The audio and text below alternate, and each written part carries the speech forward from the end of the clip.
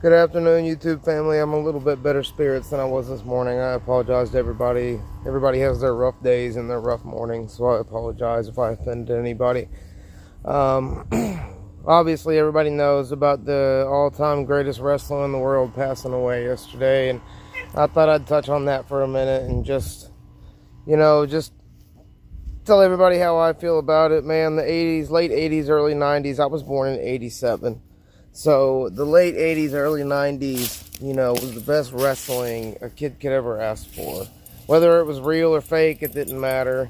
Nothing else mattered on the nights of WCW and WWF, man. We'd all gather around the box TV on the antenna, with it being a little fuzzy, or if you had money, cable.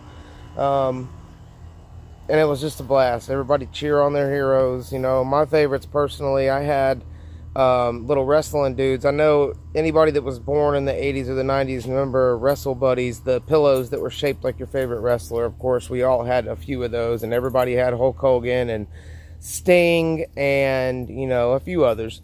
There's so many greats, I can't name them all in 3 minutes, but I also had the little action figures. I probably had about 50 of those action figures. I had the real WCW ring with the ropes around it. I'm sure most kids did. Had a good childhood.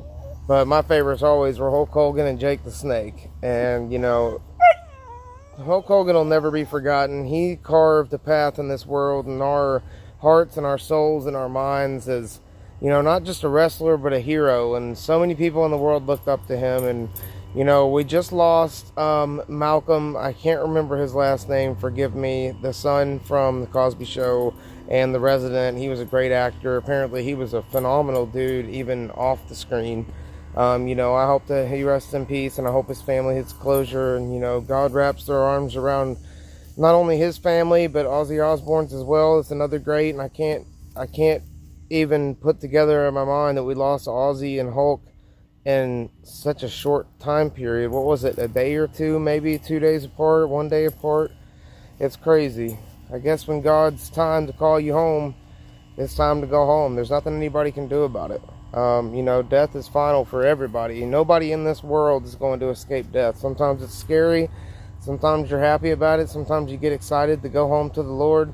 Sometimes you're scared, which is normal. I fear about dying all the time. I'm not fearing so much about dying. I'm fearing of how it happens, and I hope that it happens fast.